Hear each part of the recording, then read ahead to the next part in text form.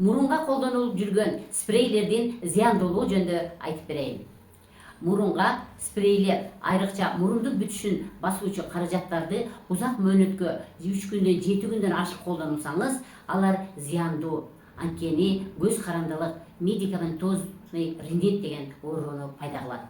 Бул өнөкөт бүтүүгө, мурундун чин шишип кетүүсүнө, полиптерге, мурундун былжыр челинин жукарышына жана мурундун жабыркашына алып келет. Кан басымынын жогорулашына, жүрөктүн кагышынын тездешине, баш оору, мурундун ичиндеги кургактык, мурундун иммундук системасынын төмөндөшүнө алып келет. Аларды 5-7 күндөн ашык эмес убакытта колдонуңуз жана ал көз карандылыктан жана татаалдашуулардан, байланып калуудан качуу үчүн дарыгерге гана кайрылыңыз. Мурундун бүтүшүн басуучу каражаттардын негизги коркунучтары жана зыяндары булар. Медикаментоздук ринит. Мында организм кан тамырларды өз алдынча кысууну унутуп, көз карандылык пайда болот. Чачыратмасыз мурун бүтөлүп калат.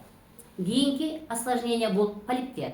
Эгерде сиз узак мөөнөткө колдонуп жаңы жүрсөңүз, жаңы өсүндүлөрдүн, полиптердин өсүшүнө, былжыр челдин кемчиликтерине алып келишиңиз мүмкүн. Спрейлер системаларга тийгизген терс таасирлери кандай болот? Дары-дармектер канга сиңип, кан басымынын жогорулашына, калтырууга, уйкусуздукка жана жүрөк көйгөйлөрүнө алып келиши мүмкүн.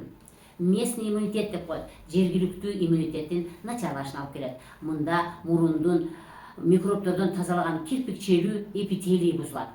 Колдонууну токтоткондон кийин шишип күчөп, жаман циклды жаратышы мүмкүн.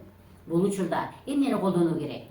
Сууга кошулган суутек перексин, туздуу эритмелерди колдонуңуз. Алар коопсуз, мурунду тазалайт жана нымдайт. Көз карандылык коркунучу жок. Узак мөөнөткө колдонууга ылайыктуу. Эгер мурун дайыма бүтө берсе, бул спрейден эмес, бул оорунун белгилери.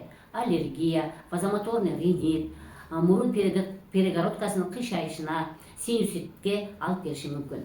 Эгерде сиз химикатсыз, дарысы жок дарыланам десеңиз, анда биздин ден соолукту чыңдоо борборуна кайрылыңыз.